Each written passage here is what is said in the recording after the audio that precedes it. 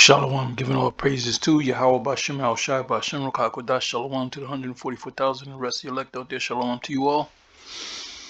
And this is going to pretty much be a back to the basics BTTB.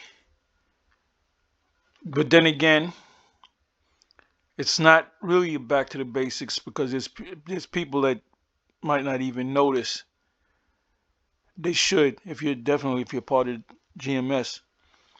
Anyway, so I typed in, as you can see on the screen, what's the GMS Israelites take on Revelation 17 and 16?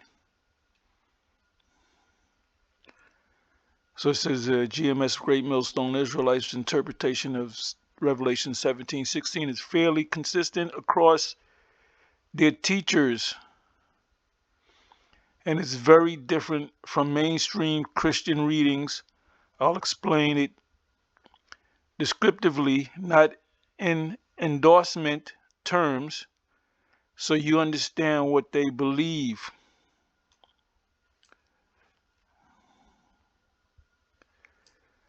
The verse, short reminder, Revelation 17 verse 16 describes the 10 horns, which represents the EU, which now there's 30, maybe 30 plus, but it's based off of the 10, which is the European Union. And the beast turning against the whore of Babylon, making her desolate and burning her with fire. And we're going to live to see it. This is coming in our generation. This generation, Yahweh Shai said, this generation shall not pass until all these things be fulfilled. I'm merely paraphrasing. I almost said it word for word.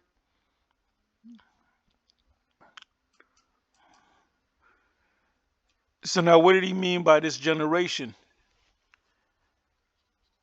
Because that would mean that this generation from 2,000 years ago, the people are still here. The people are still here, but they came back through reincarnation. There's a thing. If you can't understand and grasp the concept of reincarnation, it's a biblical concept, then you can't get the scriptures. You can't get it. The Edomites jump up and say, well, that was my forefathers that did it. I didn't do it. Well, you got to pay for what your forefathers did. That's a thing called reincarnation. Well, we don't believe in reincarnation. That's a Hindu belief. Well, where do you think they got it from? They got it from the Israelites. They're Shems, sons of Shem. The Elamites, the Hindus, the Pakistani people, the Elamites, the Indians, the Persians, the Medes. Or actually, the Persians, they came from they're Shemites. You got the small hat saying, "Oh, you anti-Sem." I'm a Shemite. I'm a Shemite. The Arabs are Shemites. So you can't just take that name and label it upon yourself. That term. Anyway, GMS core interpretation: the Whore of Babylon equals modern America, which makes all the sense in the world. GMS teaches that the Whore of Babylon represents the United States, especially its political dominance. You had Nero Redivivos put an order out to drop bombs in Nigeria, so he had to get the approval to the puppet leader, whoever his name is. I'm not going to look it up, because he was so concerned about black Christians. Now, mind you, the I people, they dropped several bombs in this whole fiasco, in the Levant. They killed a lot of Christians, dropped bombs on Christian churches too, Arab Christians. So where was Nero, at then? So it has nothing to do with he's so concerned about, because he loves Christians so much, my fellow Christians.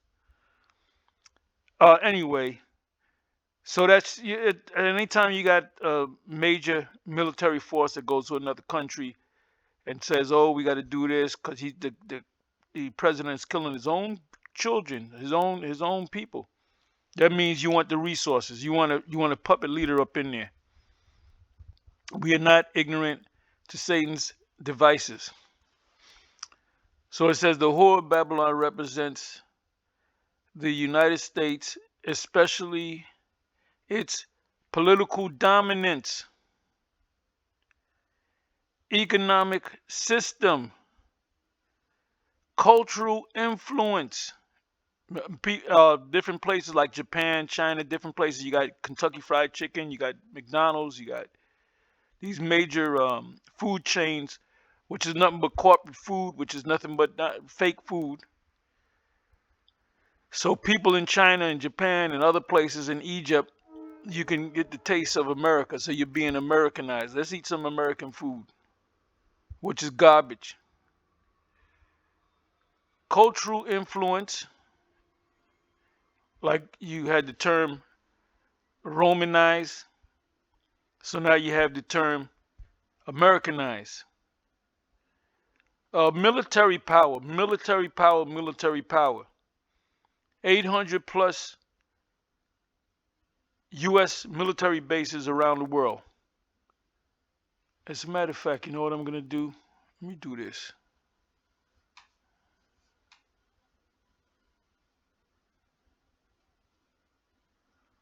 Let me do this. Bear with me for a minute, y'all.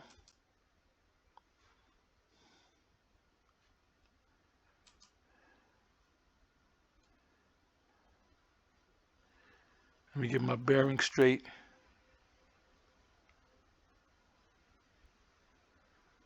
Give me a second. Let me get my mind straight.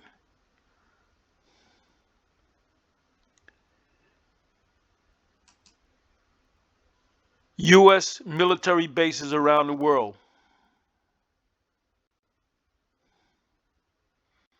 U.S. military bases maintain hundreds of bases globally, estimated around 750. It used to be 800 plus, 750 in over 80 countries. There's what, 98 countries in total around the planet? I believe it was something like 94, something like that. I'm just throwing numbers at, not 90, 194 UN nations. It says 750 hundreds of bases. The U.S. military maintains hundreds of bases globally, estimated around 750 in over 80 countries. That's called an occupation. That means they control, the leader is a puppet leader. With major concentrations in Japan, Germany, and South Korea, serving as crucial hubs for power projection, logistics, and security in East Asia, Europe, and the Middle East. They're the police of the policemen of the planet.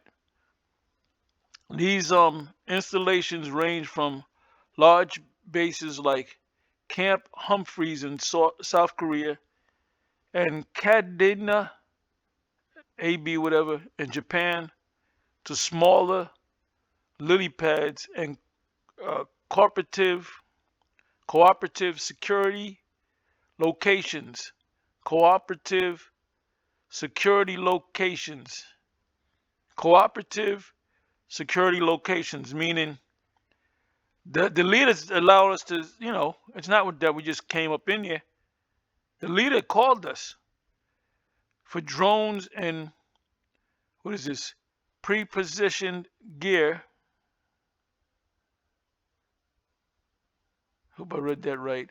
Covering every continent except Antarctica. Well, what do you got in Antarctica? Ice? Who needs ice? So anyway, let's come back over here. We give you facts, nothing but the facts.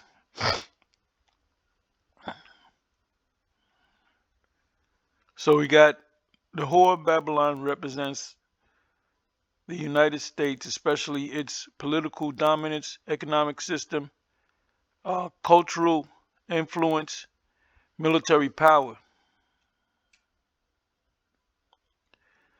They see America as the end time center of global uh, corruption, excess, and exploitation. Well, that's all spoken of in Revelation chapter 18.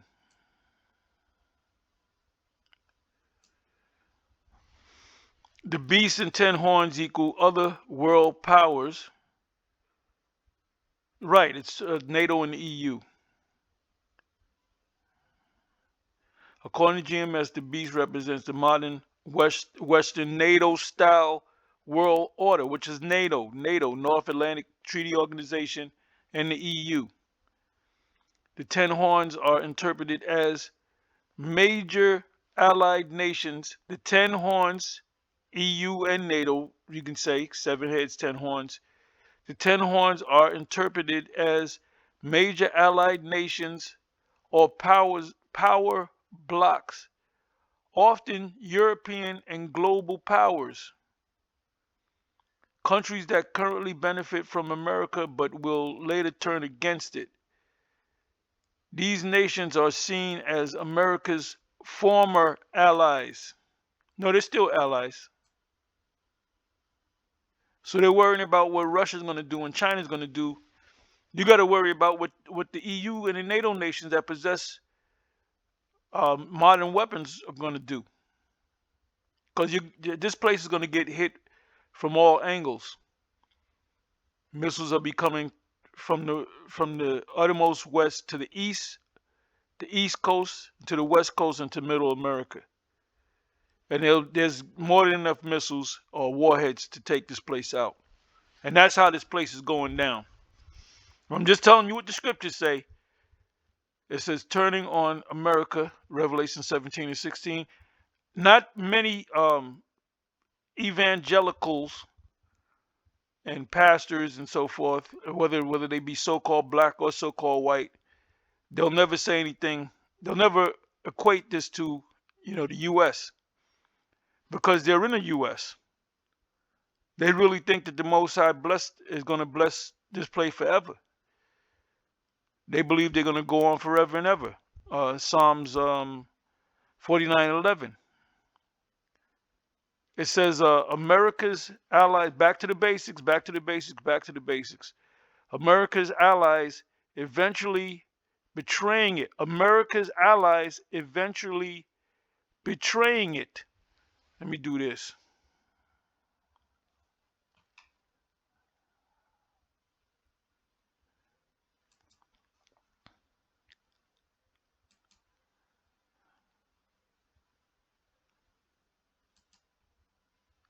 A list of America's allies.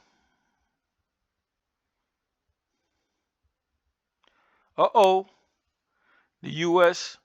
has a broad network of allies, primarily through NATO, Canada, UK, France, Germany, etc., and major non-NATO alliances like Japan, South Korea, Australia. I believe Australia is NATO, if not NATO, EU. I could be wrong. Israel, the least of the flock shall draw them out. Qatar, which is in the Middle East. Kuwait, Middle East. Plus other strategic partners such as Taiwan, de facto, and various countries under the Rio Treaty. I don't know what that is. I got to look that up. I'm going to look that up. Reflecting deep defense ties, shared domestic values, and significant global cooperation in security and economics. Let's read a little bit more. NATO allies, North Atlantic Treaty Organization. These nations are bound by collective defense, meaning an attack on one is an attack on all. That's your NATO alliance, which is what is it, chapter 5 is it? I forget the language. They was using it a lot when the war broke out. The Russia invaded Ukraine. Let me see something here. Okay, let's look up the word. Let's look up the term, or let's look up Rio Treaty.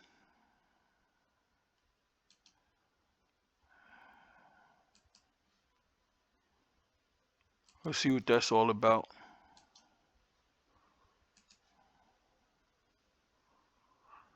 Yeah, just Rio Treaty. Okay, the Rio Treaty, or Inter-American Treaty of Reciprocal Assistance (TIAR) is a collective defense pact, which is a contract. When two nations have a contract to do something, they call it pact or compact. Signed in 1947 by American nations, which is Canada, the U.S., Central and South America, established that an attack on one member state is considered an attack on all. Okay, I didn't know this. Requiring mutual assistance. Okay, so let me read that again. I'm sorry. The Rio Treaty, or Inter-American Treaty of Reciprocal Assistance. So if a foreign country attacks, let's say Mexico, this is like the American version of the of NATO, which I didn't know about this. You learn something new every day, as they say. Establishes attack on one member state is considered an attack on all. Well, I guess they consider Venezuela as part of this Rio Pact, requiring mutual assistance. I don't got to read anymore. So let's come back over here.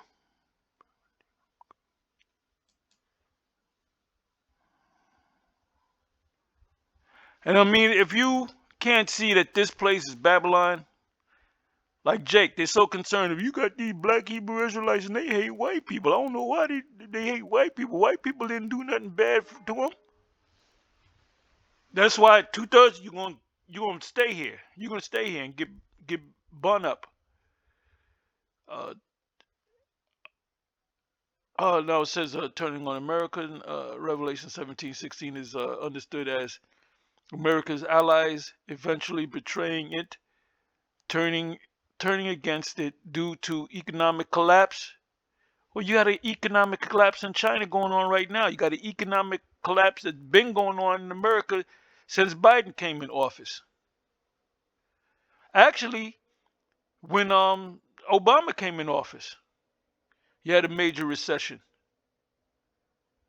It says economic collapse, loss of global dominance, internal instability. GMS often connects this to trade wars. That's what the tariff is all about.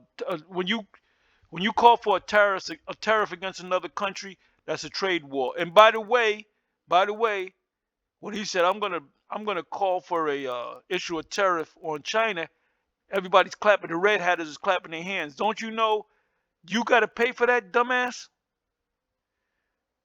And the way they're doing it is slick. There's no real tariff on China. If you get something that's from China, you buy something. A couple of months later, you pay. It's bought and paid for. A couple of months later, in some cases, you get a bill from the federal government. Oh, you got to pay this extra money. This is a tariff on this item that came from China. So who paid the fucking tariff? Your dumbass. You're gonna have these dumb idiots say 4 more years, 4 more years, so I can lose more teeth. The Most High gonna smoke this fucking place. Trade wars De-dollarization that's going on right here. Why do you think gold and silver is going up, skyrocketing? I should look up the gold and silver price. Military tensions, it's tensions all over the world, wars and rumors of war. Matthew 24. Global resentment of U.S. influence. That's Habakkuk 2. That's Habakkuk 2. Let's go to Habakkuk 2 real quick. And I will read it in NLT.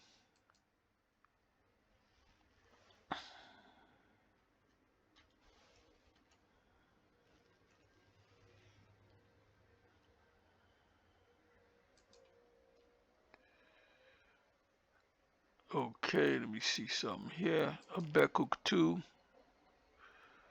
Let's go to parallel and let's go to the NLT. NLT.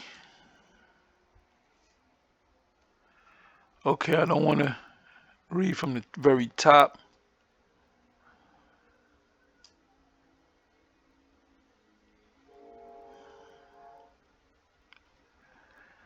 Habakkuk 2 verse 4, behold, his soul which is lifted up is not upright in him, but the just shall live by faith. This is in the NLT. Look at the proud.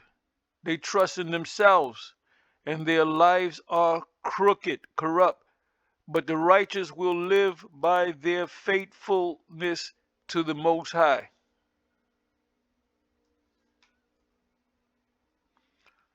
When the Lord comes back, will there be faith on the earth?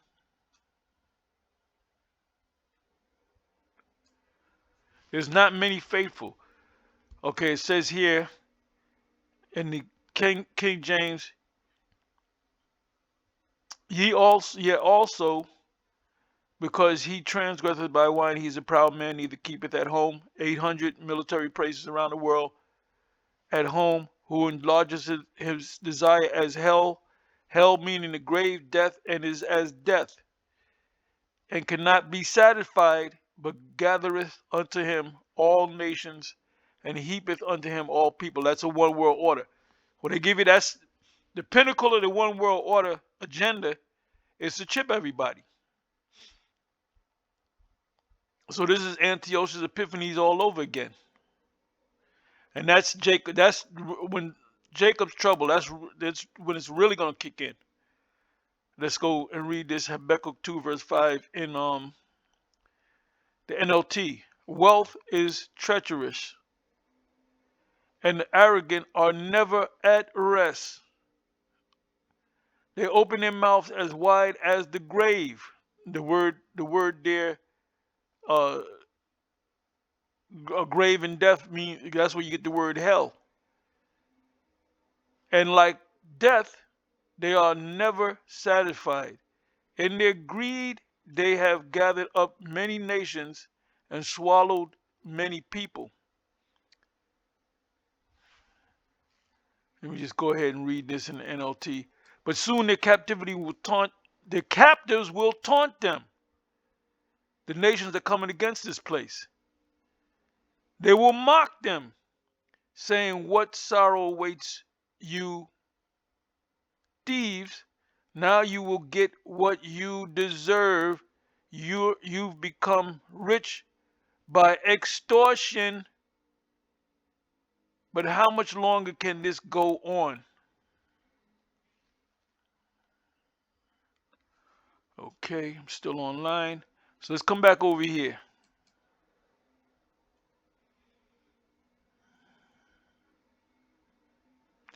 America's allies eventually betray it, turning against it due to economic collapse, loss of global dominance. Right, they're losing global dominance. You got these nations doing their own, setting up their own alliances, like BRICS, for example. It says internal instability. Anybody's going to vote for new president. This election process is complete BS. GMS often connects this to trade wars, de-dollarization, military tensions, global resistance of U.S. influence, global resistance of U.S. influence. That means the world coming against them.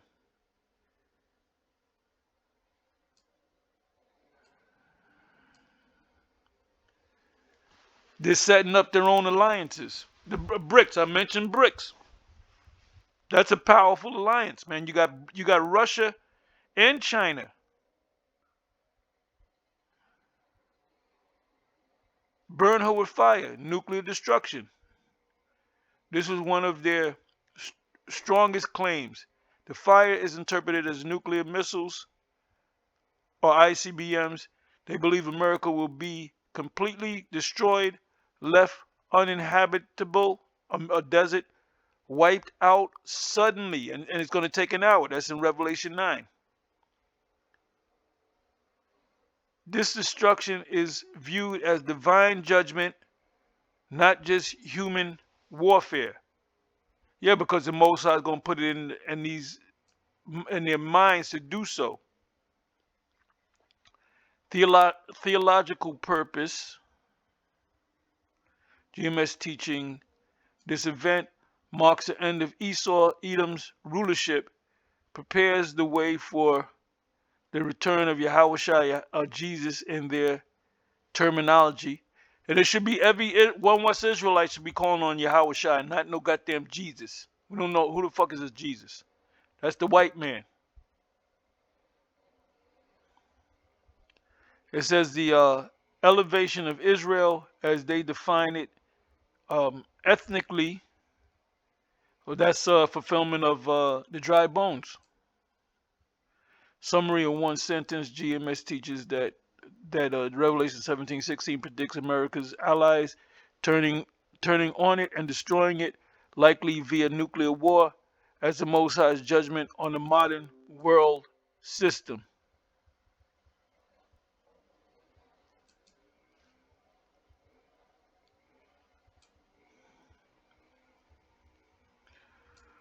Okay. If you want, I can also compare this to mainstream Christian interpretations, explain how other Israelite camps read the same verse, break down why GMS connects America to Babylon step by step. You know what? Let me read a little, go into this here.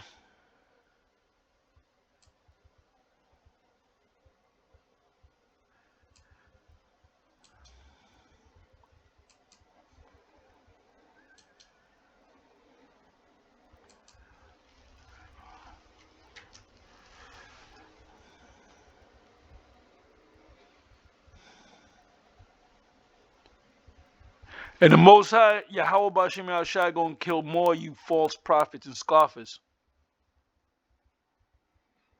Here's a side-by-side comparison of how GMS Israelite versus mainstream Christian theology interprets Revelation 17:16. I'll keep it descriptive and neutral.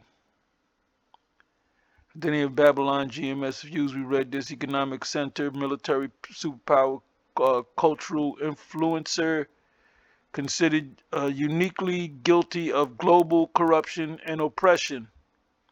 Mainstream Christian view: there is no single consensus, but most fall into one of these symbolic system of evil. Yeah, it's a spirit in the air. It's not no one person, no one country. The Roman Empire persecuting early Christians. That shows you that these Christians don't, like I said, like I've been saying, I'm gonna continue to say it. Christians do not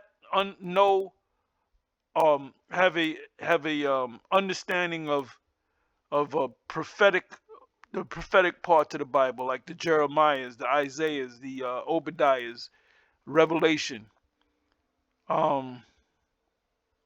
Joel. The list goes on and on. Maintain Christianity usually rejects identifying a Babylon with one modern country, because they don't know the spirit haven't given it to them. The beast and the 10 horns, GMS, beast, modern, Western, we read that. Let's go to the Christian. Mainstream Christianity beats Antichrist or Antichrist system. Okay, at least they said the Antichrist system. 10 horns often interpret as 10 kings, political rulers, power blocks, serving the Antichrist. Focuses on spiritual rebellion, not geographical betrayal of a specific nation. So they just don't know. They shall hate the whore, GMS, literal political hatred, former allies, withdraw support, right? The BRICS I mentioned, attack America, help destroy it, mainstream Christianity, um, symbolic judgment, evil system, consume themselves. God allows corrupt powers to collapse through internal conflicts, less about alliances, more about divine sovereignty. Burn her with fire. We said it was the missiles, modern Christians. Usually symbolic. Fire represents God's judgment, sudden downfall, complete loss of power. Well, that pretty much, if missiles hit a country, that's pretty much these three things are going to happen. Even futurist Christians often avoid specifically modern weapons. Futurists, we are also known as futurists. Futurists are, we believe in future prophecies, what's going to happen in the future. Because they're scared. They don't want to think that this is talking of Babylon, the great, or the daughter of Babylon is talking about the US. Role of God, GMS, God directly orchestrates the betrayal, the destruction, seen as vengeance for oppression of Israel or the Israelites, as they define Israel ethnically. Mainstream Christianity, the Most High permits judgment but emphasizes repentance. Well, you're not going to receive repentance. You're not going to. The Most High is not focusing on you, because how are you going to repent? The ones that will repent are the elect of Israel. Focus on warning, not vengeance. Judgment is tied to faithfulness to the Messiah, the white Messiah, not ethnicity. Now you got all these new movies coming out, these Jesus movies and these King David movies, and they got Edomites, or they got a cartoon and they're Edomites.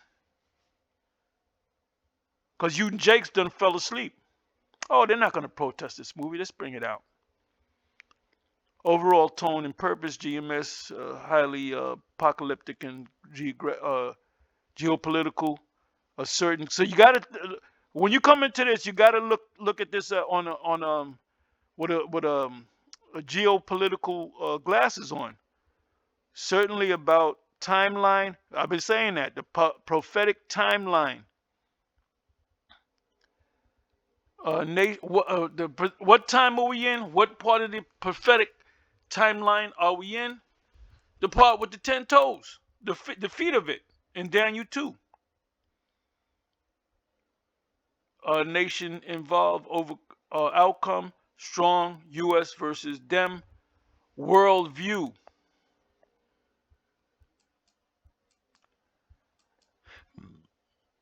Mainstream Christianity more theological and symbolic.